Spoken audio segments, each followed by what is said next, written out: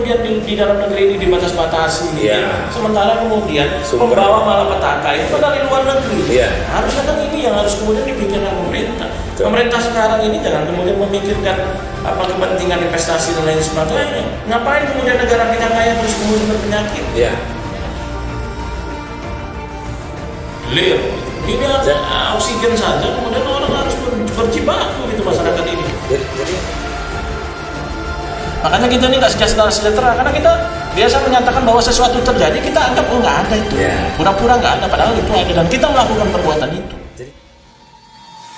Jadi penegakan hukum itu bukan hanya soal keadilan, bukan hanya soal kemanfaatan bagaimana, tapi soal memenuhi rasa keadilan masyarakat itu yang benar-benar kemudian dalam proses menyelesaikan satu perkara, satu laporan gitu ya, itu bisa benar-benar dilaksanakan dengan baik tanpa kemudian ada campur tangan atau intervensi dari pemerintah kalau memang misalkan ada kepentingannya, sehingga ini bisa berjalan dengan apa adanya.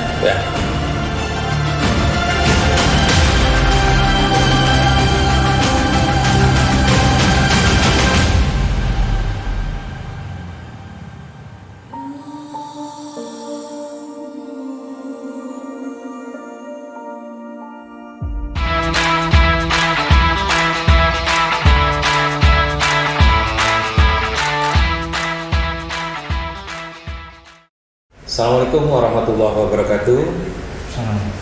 Alhamdulillah siang ini kita kedatangan tamu yang spesial, seorang advokat muda, praktisi hukum sekaligus akademisi yang akan membahas bersama kita sama-sama terkait penegakan hukum dan hal-hal yang terkait dengan hukum di negeri ini. Sekedar informasi, seluruh tim yang terlibat perekaman hari ini berikut praktisi yang hadir sudah melalui uji swab antigen dan dinyatakan negatif. Jadi bisa kita lepas ini, Bang Ginda Waika. Jadi siang ini Bang Ansori kita kepingin ngobrol-ngobrol santai, tapi materinya tentang hukum. Jadi masyarakatnya sekarang banyak menyikapi terkait penegakan hukum di negeri ini yang jadi sorotan yang luar biasa. Di antaranya yang baru-baru ini terkait penunjukan seorang mantan koruptor, Bapak Emir Muiz, sebagai salah satu komisaris di anak perusahaan Pupuk Indonesia. Nah, kami sebagai masyarakat ini ingin mendengar seperti apa tinjauan hukum dari seorang praktisi sekaligus akademisi, Saudara Ginda Ansori Waika. Silakan, Bang Ansori. Baik, pada prinsipnya persoalan penegakan hukum ini harus bersumber pada aturan-aturan yang kemudian berdasar dan menjadi hal yang kemudian harus ditaati. Terkait dengan mantan koruptor menjadi komisaris BUMN dan lain sebagainya, pada prinsipnya adalah memang secara hukum berdasarkan peraturan Menteri BUMN nomor 3 tahun 2012 yang kini sudah dirubah dengan peraturan Menteri BUMN nomor 4 tahun 2020. Di situ dijelaskan bahwa tidak ada hukum yang dilanggar. Kenapa? Karena syarat menjadi seorang komisaris atau direksi itu salah satunya adalah dia setelah lebih dari 5 tahun dia boleh mencalonkan diri. Artinya di rentang 5 tahun setelah dia terbukti merugikan keuangan negara, dia tidak boleh mencalonkan diri. Tapi sekarang kan kalau bicara tentang Abdul Muiz dari 2014, artinya sudah 7 tahun. Artinya syarat secara hukumnya juga kemudian sudah terlewati. Tapi selain hukum, pada prinsipnya adalah bagaimana kemudian menciptakan kepercayaan pemerintah, yang khususnya ini berkaitan dengan perusahaan negara. Jadi harusnya ini clear dari koruptor atau clear dari orang-orang yang kemudian punya masalah hukum, tidak pernah bermasalah secara hukum. Walaupun kemudian di dalam aturannya tidak ada yang kemudian menyatakan bahwa seseorang tidak boleh mencalonkan, misalkan. menjadi komisaris itu ya. Kalau kemudian ini ada prasyarat yang kemudian yang sudah dia lewati, tapi kemudian kita kan berbicara bahwa ada hal-hal lain yang menjadi pertimbangan trust ke masyarakat ini. Kok rejim ini kemudian senang betul, misalkan menanam, dalam artian menanam orang atau kemudian meletakkan orang, kemudian bermasalah, yang pernah bermasalah secara hukum. Jadi gini Bang Ansori, mayoritas masyarakat ini kan nyikapinya begini. Ini kondisi saat pandemi, saat jutaan pengangguran baru. Anggaplah secara hukum memang tidak ada pelanggaran dalam perekrutan seorang komisaris dalam BUMN. Tapi yang disorot masyarakat ini kan, apakah negara tidak berempati bahwa jutaan masyarakat yang sedang menganggur ini kita pertontonkan dengan pengangkatan seorang komisaris yang punya latar belakang koruptor? Gitu Bang Ansori. Ya, pada dasarnya kalau kita melihat bahwa fenomena ini sering terjadi, ya ini memang agak sedikit unik di rejimnya Pak Jokowi ini, ya. Karena ada beberapa, satu misalkan Pak Ahok di Pertamina gitu ya, terus kemudian Pak Emir Muiz kemudian di Pupuk gitu ya. Gitu. Nah ini menjadikan bahwa seolah-olah di negeri ini tidak ada lagi orang-orang pintar, betul.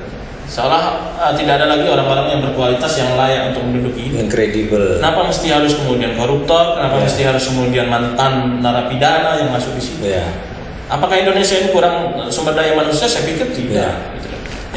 Ada ini Pak Ansori, yang satu lagi yang juga disoroti oleh masyarakat. Kita ini dipertontonkan 10 tahun era Pak SBY dengan anggaplah hampir 7 tahun era Pak Jokowi. Ada perbedaan yang luar biasa terkait perekrutan komisaris-komisaris di BUMN. 10 tahun era Pak SBY, kalau kita lihat perekrutan komisaris itu hampir sangat jarang. Dari unsur-unsur orang-orang yang latar belakang, mohon maaf, tim sukses. Nah, tapi di era 7 tahun ini kita dipertontonkan seolah-olah mayoritas BUMN ini komisarisnya dipenuhi oleh para tim sukses. Nah, sementara masyarakat menilai bahwa performa para BUMN ini jauh gitu ya, dari tingkat untung laba dengan catatan capaian-capaian besar tiba-tiba sekarang dalam kondisi berugi. Nah ini kalau tinjauan secara hukumnya seperti apa Pak Ansori? Ya saya pikir kalau kemudian kita bicara tentang kualitas, gitu, harusnya penempatan orang-orang ini kemudian bukan hanya bagi-bagi kue, tim-tim sukses, tapi memang sesuai dengan kapasitasnya dan kapabilitasnya, gitu ya. Nah kalau kita sudah bicara kemudian proses ini sesuai dengan itu, saya pikir nggak ada masalah. Tapi kan masalahnya sekarang adalah mantan-mantan orang-orang yang maaf ini terbuang secara hukum dan ini perbuatannya dibuktikan, tapi kemudian rejim ini mengakomodir itu, ini kan mempermalukan diri sendiri, gitu. Mempermalukan kekuasaan itu sendiri, mempertontonkan kepada publik, oh begini kualitas kita, gitu. Hanya seperti inikah kualitas kita, sementara itu masih banyak yang lain, dan kemudian menjadi aneh dan menjadi lucu gitu ya. Bagaimana kemudian berseru, oh saya tidak akan bagi-bagi kue, kata Jokowi pada saat itu, ya kan, baik sama partai politik ataupun lain-lain. Faktanya nggak bisa, emang harus dibagi kan itu. Dan masyarakat hari ini ya menjadi sesuatu yang biasa lah dengan statement pada tokoh-tokoh negarawan di Indonesia ini gitu. Tapi ya karena tidak sesuai dengan apa yang harusnya dan ideal yang terjadi dengan yang ideal yang penempatan dan lain sebagainya itu tidak sesuai. Jadi masyarakat seperti diberi tontonan antara perkataan dengan perbuatan yang tidak sesuai. Jadi statementnya good governance atau pengelolaan negara dengan baik, tapi faktanya kita sering dipertontonkan hal-hal yang tidak sesuai. Justru malah destruktif. Terkait yang lain Pak Ansori, kita juga ingin meninjau pandangan secara hukum dari Bang Ginda Ansori Waika ini, fenomena yang terkait dengan putusan-putusan hukum. Jadi kalau kita dipertontonkan sekarang ini seperti lagi obral diskon besar-besaran terhadap para koruptor-koruptor di negeri ini. Jadi kita bisa pertontonkan vonis Joko Chandra, vonis Pinangki yang sampai 60%. Nah, saya ingin mendengar statement Pak Ansori terkait putusan era sekarang dengan era-era sebelumnya. Gimana itu menurut Bang Tila? Ya, jadi ada beberapa hal yang kemudian signifikan kalau saya lihat. Sebelum-sebelumnya bahwa putusan kasus itu bisa kemudian menghukum seseorang karena gratifikasi atau menerima suap dan lain sebagainya bisa seumur hidup. Di tengah untuk kemudian hanya mengatur putusan. Tapi hari ini kemudian oknum yang kemudian memang benar-benar melakukan tindak pidananya, gitu ya. Terus kemudian ada yang di tengah bansos misalkan, tapi faktanya hanya seperti itu. Nah kalau kita bicara obral ponis itu memang tergantung pribadi hakimnya, gitu, dan tergantung pribadi penegak hukumnya. Kenapa? Karena kita juga tidak boleh salah bahwa kita ini hukum yang diadopsi adalah hukum company. Dan like in this life, gitu. Ya kan, saya boleh dong mengkorting itu hak saya menurut keyakinan saya, tapi kita tidak pernah kemudian berbicara tentang ini bertentangan dengan rasa keadilan masyarakat, gitu. Ya kan? Betul. Jadi gini Bang Ansori, ini salah satu contoh aja ya, ponis terkait Akil Mukhtar, yang diponis seumur hidup. Betul. Kalau kita bicara ponis Akil Mukhtar ini, pidananya Akil Mukhtar ini tidak terkait langsung kerugiannya pada negara, pada masyarakat, pada negara dan pada masyarakat. Maksudnya secara keuangan negara dia tidak terkait langsung, karena Akil Mukhtar ini ponisnya terhadap suap-suap terhadap putusan-putusan MK. Sementara Jaksa Pinangki dengan Joko Chandra ini kan sangat terkait dengan kerugian negara, terkait Kesi Bank Bali saat itu. Nah, rakyat ini dipertontonkan. Akil Mukhtar itu di periode yang sebelumnya, sebelum saat ini, itu bisa dapat ponis seumur hidup. Sama loh, lembaganya sama ibaratnya kan. Tapi kok kenapa dengan seorang Pinangki atau Joko Chandra ponisnya luar biasa ringan? Dalam penegakan hukum ini juga dikenal tentang memandang status, memandang bagian dari kelompoknya. Karena kalau kita bicara tentang penegakan hukum yang memang benar-benar ideal, maka kita juga tidak akan pernah kemudian bermain-main dengan putusan yang sudah ada. Apalagi berkaitan dengan kerugian negara yang begitu besar, ya, termasuk kemudian soal Yuliardi misalkan, soal bansos misalkan. Ini kan benar-benar nyata terdampak masyarakat. Kemudian urusan Joko Chandra dengan Pinangki misalkan, ini luar biasa berpengaruh terhadap perekonomian bangsa. Tapi menjadi aneh kan, memang benar menjadi aneh gitu. Ketika kemudian apa hubungannya dengan kerugian masyarakat ketika bicara Akil Mukhtar, tapi hukumannya beliau seumur hidup, terus kemudian mereka dikorting-korting gitu. Jadi hukum ini kayak bancakan obral murah gitu ya. Tangan siapa yang bisa menyelesaikan, nah itu yang kemudian berpengaruh. Jadi gini Bang Ansori, masyarakat ini kan dalam tahap memandang perkara-perkara yang terjadi itu kan hanya secara pandangan awam. Secara masyarakat awam, masyarakat itu menilai, contoh ya, statement dari seorang ketua KPK, Bapak Firly, yang mengatakan kalau ada korupsi di era COVID ini, hukumannya adalah hukuman mati. Itu statement dari ketua KPK.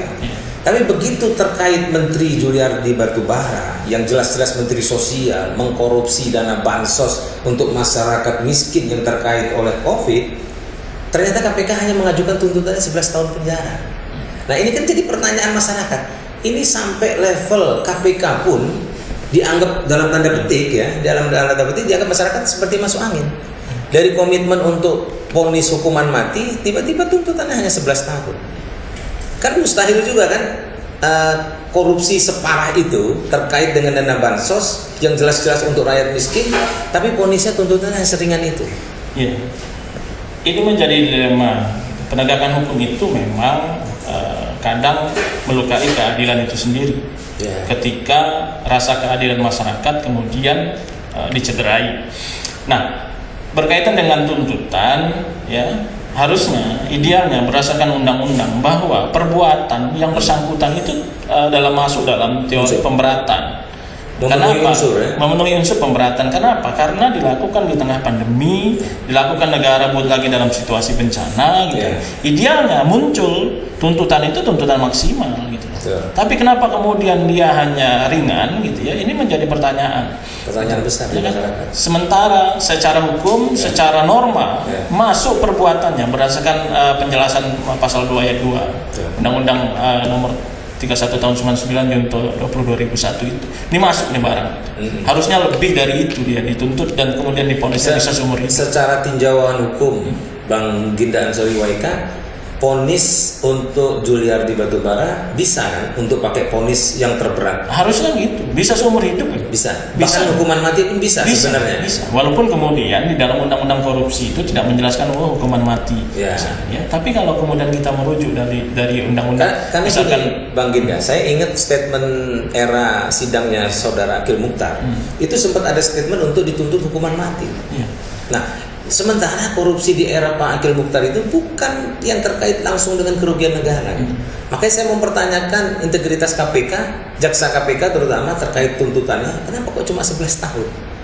Jadi ada strata sosial dalam proses penegakan hukum itu.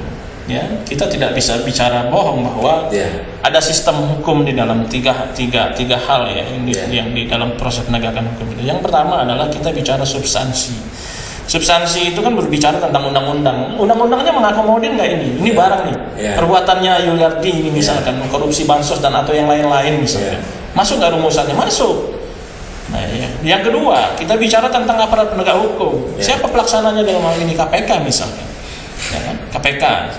Terus kemudian bagaimana KPK-nya? Sikapnya terhadap proses penegakan korupsi. Yang ketiga baru bicara budaya masyarakat.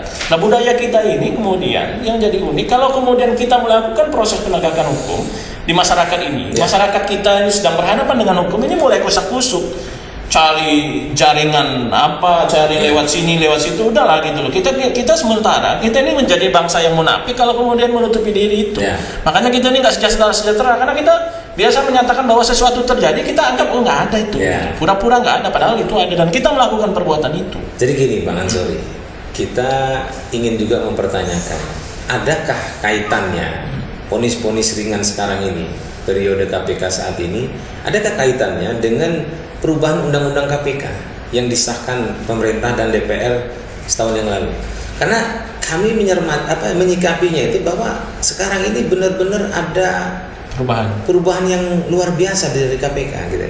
Ponis ringan-ringan, sementara mohon maaf gitu ya, masyarakat melihat kemarin sekian puluh penyidik-penyidik terbaik KPK, bahkan kita anggap mereka itu adalah penyidik-penyidik raja-raja OTT yang sangat punya integritas, tiba-tiba itu dengan mudahnya disingkirkan hanya dengan judul tidak memenuhi ujian wawasan kebangsaan. Jadi rakyat itu menganggap bahwa ini apa gitu, apa urgensinya tidak lulusnya mereka dengan ujian wawasan kebangsaan dengan menyingkirkan sekian puluh penyidik-penyidik terbaik yang ada di KPK. Jadi menjadi aneh gitu. Dengan perubahan undang-undang KPK ini undang-undang KPK ini menjadikan kemudian KPK itu melemah gitu. Kenapa? Karena tadinya memang dia sampai saat ini dia memang lembaga negara, tapi tidak bagian dari eksekutif, gitu ya. Dia berdiri pada posisi yudikatif, gitu ya. Nah, jadi kalau kita bicara soal kemudian harusnya dia bersikap itu tegas dan lain sebagainya, kan menjadi pertanyaan publik. Ya. Kenapa kemudian sejumlah anggota KPK yang selama ini mengabdi untuk bangsa sudah puluhan tahun, ada yang 5 tahun, 3 tahun segala macam, diuji melalui mekanisme tahapan rekrutmen yang dilakukan oleh KPK yang sangat subjektif. Terus kemudian tidak dinyatakan dia tidak memenuhi kualifikasi, kan menjadi aneh soal kebangsaan loh. Ya kan, mereka ini kan selama ini mengabdi di KPK loh, ini kan menjadi lucu gitu. Kan jadi aneh kita buat regulasi itu. Artinya semangat pemberantasan korupsi kita hanya diangan-angan. Hanya untuk kemudian diduga ini hanya untuk mengamankan kelompok-kelompok tertentu di negeri ini untuk kemudian melakukan pembancakan uang negara. Betul, karena beberapa penyidik terbaik KPK yang dinyatakan tidak lulus tes wawasan kebangsaan, justru beberapa dari mereka adalah pemateri untuk ujian wawasan kebangsaan di lembaga-lembaga yang kredibel seperti Lemhanas, Sesko TNI, Sespim. Mustahil lah orang-orang yang menjadi pemateri di lembaga-lembaga seperti itu dinyatakan tidak lulus. Nah, itu dia. kan menjadi aneh gitu. Aneh. Tapi ini ditonton masyarakat banyak, terus kemudian nggak ada malu-malunya gitu. Akhirnya masyarakat mempertanyakan komitmen presiden terkait dalam penegakan hukum sekaligus pemberantasan korupsi di era 2 periode kepemimpinan Pak Jokowi. Itu jadi pertanyaan dan wajar kalau masyarakat mempertanyakan gitu. Terutama yang paling mencolok itu terkait ponis-ponis ringan itu kan berdasarkan juga cara kinerja jaksa KPK dalam membuka fakta korupsi, menghadirkan saksi segala macam hingga penuntutannya. Nah, begitu penuntutannya saja sudah rendah. Contoh nih, kalau Pak Julian Batubara anggaplah ponisnya belum karena baru tuntutan jaksa KPK 11 tahun. Tapi kita sudah lihat Edi Prabowo, Menteri Kelautan yang ter-OTT juga korupsi, itu ponisnya juga ringan. Sementara masyarakat membandingkan dengan ponis-ponis hukum kriminal yang hanya pencurian ayam, pencurian kendaraan bermotor atau pencurian yang ringan-ringan terkait hasil bumi, itu ponisnya bahkan lebih tinggi daripada fakta-fakta ponis korupsi itu. Gimana pandangan Bang Ginda? Jadi karena memang itu terjadi fenomena yang sering terjadi gitu ya. Karena apa? Karena kita juga berbicara tentang yang tadi saya bilang sistem hukum, ada penegak hukum di situ. Nah, penegak hukum ini berbagai macam latar belakang. Ada yang jadi penegak hukum itu diduga nyogok, gitu ya kan? Ada yang kemudian pakai dekim dan lain sebagainya. Bukan kemudian berdasarkan kemampuan dan keahlian. Gitu loh. Jadi ini menjadi kendala tersendiri. Bagaimana menginterpretasikan satu norma aturan yang harus kemudian diberikan sanksinya pada orang lain. Tapi kalau kemudian semua menjamata sesuai dengan pesanan dan lain sebagainya, ya saya pikir hukum kita ya begini-begini saja gitu. Kami juga menyikapi gini Bang Ansori terkait KUHP kita yang masih warisan Belanda. Yang sampai hari ini kita menunggu komitmen DPR dan pemerintah untuk merubah KUHP kita. Karena di situ banyak masalah gitu ya. Jadi ketidakadilan itu, saya tertarik dengan statement Bang Ginda tadi yang penegakan hukum itu bisa melukai. Itu saya tertarik itu statement itu Bang Ginda.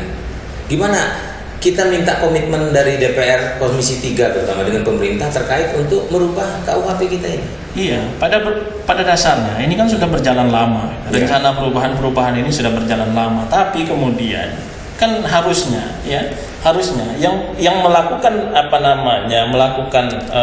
penyusunan ini kan dari akademisi. Dan memang orang-orang yang kemudian secara keilmuan itu dia yang akan menilai rasionalisasi atau tidak gitu ya. Nah, sementara di sini ada kedugaan kepentingan lain ya kan.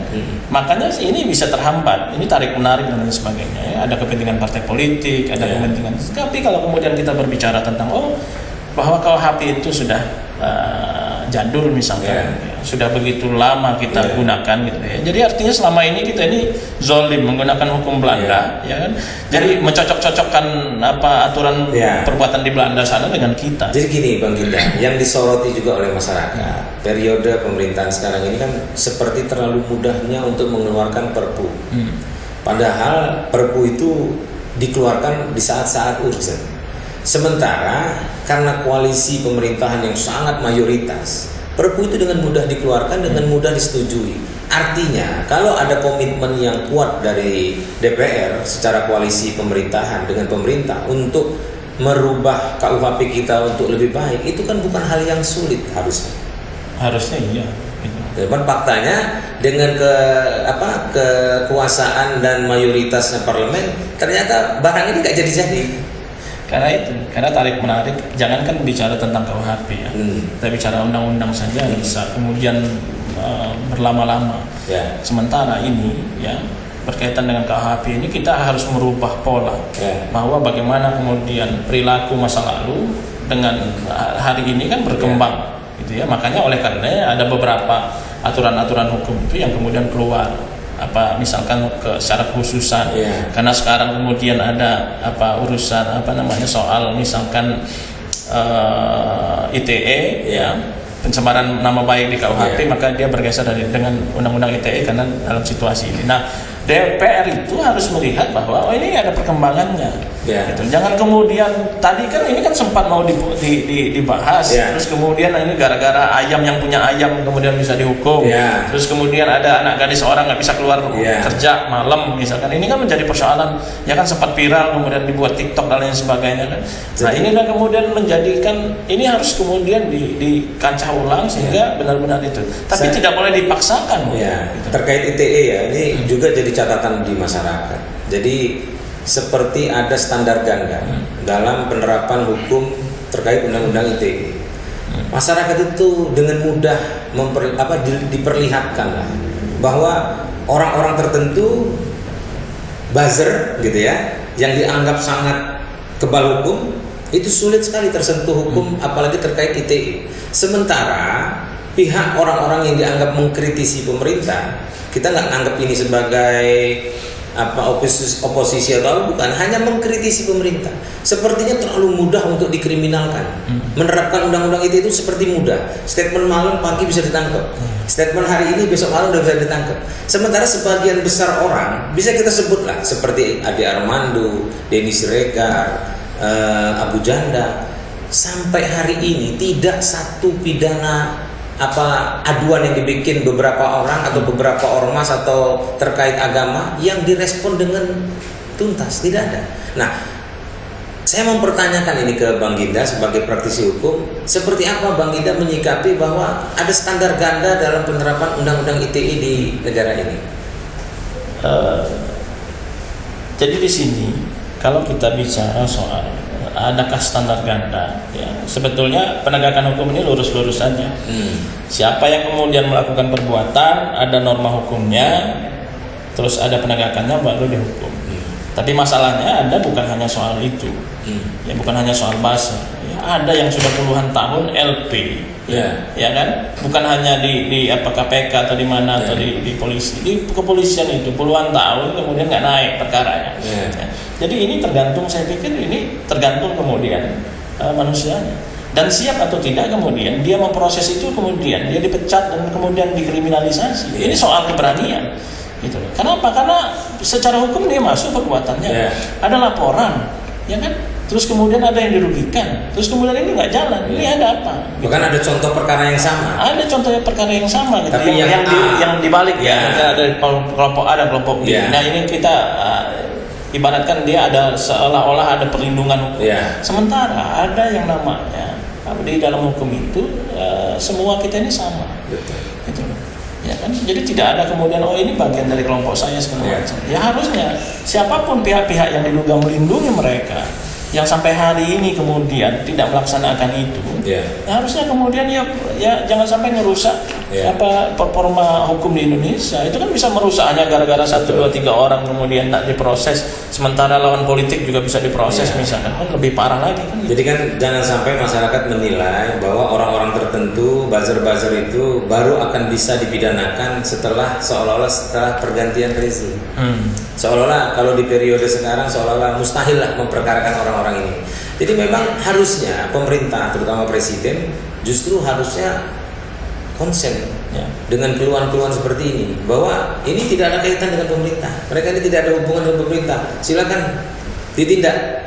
Nah, tidak ada juga arahan seperti itu. Jadi kalau kita berharap itu, saya pikir ya jauh lah, mustahil ya? Jauh lah ya, gitu. Yang penting adalah bagaimana kemudian ada kesadaran dari penegak hukum untuk kemudian jangan sampai kemudian lembaga penegak hukum ini yang harusnya untuk berfungsi untuk seluruh masyarakat ini digunakan oleh oknum-oknum tertentu untuk kemudian dia menghalang-halangi agar dia kemudian tidak jadi terjerat hukum. Gitu. Ya. Nah ini soal kemudian keinginan, gitu loh. Bagaimana kemudian proses pengungkapan itu secara hukum masuk, gitu. Jadi kadang-kadang memang aneh gitu ya. Hukum di Indonesia ini penegak hukumnya menjadi aneh menurut saya. Kenapa menurut saya menjadi aneh? Karena apa? Perilaku mereka hanya mencocokkan perbuatan dengan pasal yang sudah ada. Kira-kira perbuatan ini kemudian masuk nggak dengan pasal yang sudah ada itu, dengan perbuatan yang dia lakukan. Masuk, cocok. Tinggal kemudian hitung-hitungan angka. Nah, dan kemudian proses lemahnya di penegakan hukum ini katanya bicara tentang penjeraan, bicara tentang kemudian bagaimana kemudian meminimalisir kemudian pelaku tindak pidana ke depan, tapi faktanya nggak begitu.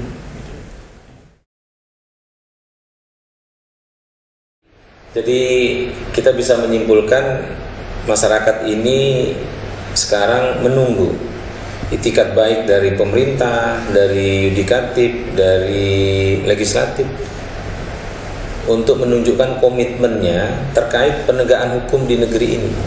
Karena di era yang sangat terbuka saat ini, kejadian di ujung Papua, kejadian di ujung Aceh itu dengan mudah diakses masyarakat hanya dengan info terkait dari WhatsApp, dari berita online gitu. Jadi janganlah rasa keadilan ini terus-menerus rusak, dipertontonkan hal-hal yang sangat menyakiti gitu.